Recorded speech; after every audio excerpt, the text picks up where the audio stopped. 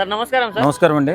So Gabbar Singh Ramesh గారి అనారోగ్యం పరిస్థితి అందరికీ తెలిసిందే. సో వాళ్ళు హెల్ప్ కోసం వెతుకుతున్న ఈ సమయంలో లాస్ట్ టైం నాగబాబు గారు 2 లక్షలు ఇచ్చారు. ఇప్పుడు రీసెంట్ గా మళ్ళీ చిరంజీవి గారు 3 లక్షలు ఇవ్వడం జరిగింది. సో దీన్ని ఎలా చూస్తారు?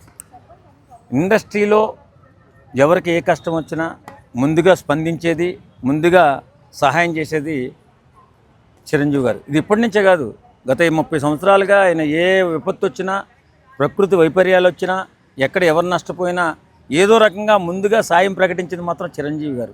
సినిమా యాక్టర్ల నుంచి సాయం ప్రకటన ముందు చేసిందంతా చిరంజీవి గారు. ఆ రకంగా అందరూ చేస్తున్నారు సాయం. కానీ రమేష్ గారి విషయంలో కూడా బ్రహ్మాండంగా సాయం చేశారు. ఆయన సహాయ గుణానికి సలాం చేయాలి. మేము కూడా సినిమా వాళ్ళం కాబట్టి ఖచ్చితంగా చిరంజీవి గారు సహాయం పొందినటువంటి వ్యక్తులు ఎవరూ లేరు. మొన్న కరోనాలో కూడా 30 కోట్లు పెట్టి ఆక్సిజన్ సిలిండర్లు ఇప్పించడం కానీ, అలాగే మా సినిమా వాళ్ళకి ప్రొవిజన్స్ ఇప్పించడం కానీ ఎన్నో కార్యక్రమాలు చేశారు మహానుభావుడు ఆయన. కాబట్టి చిరంజీవి గారు సహాయం చేయడంలో ముందే ఉంటాడు. ఆయన ప్రాణదాత. అలాగే అన్ని విషయాల్లో కూడా అందరినీ ఆదుకుంటూ ముందుకెళ్తున్నటువంటి గొప్ప వ్యక్తి. మొన్న కూడా ఒక సందర్భంలో ఏదో టీవీ డిబేట్లో చూశాను, ఇక్కడి నుంచి సేవా కార్యక్రమాలు చేసుకుంటూ ముందుకెళ్తామని ఒక ఆలోచనలోకి వెళ్ళినట్టుగా తెలుస్తుంది.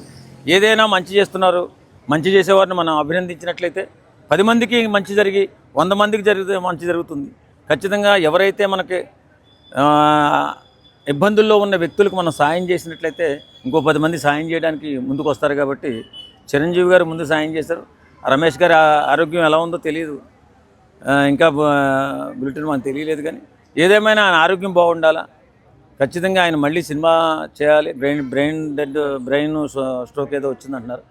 ఏదేమైనా చిరంజీవి గారు సాయం పొందారు కాబట్టి చక్కగా చిరంజీవిలో పైకి లేచి వస్తాడని నేను నమ్ముతాను. ఇప్పుడు జనసేన క్యాంపెయిన్ టైంలో కూడా ఆయన బాగా హెల్ప్ చేశారు. అలాంటిది ఇప్పటి వరకు పవన్ కళ్యాణ్ గారు ఎందుకు స్పందించట్లేదని కొంతమంది అడుగుతున్నారు. వాళ్ళకి ఆయన స్పందించడు, సాయం చేస్తాడు. ఎందుకంటే ఆయన ఆరోగ్యం బాగోలేదు.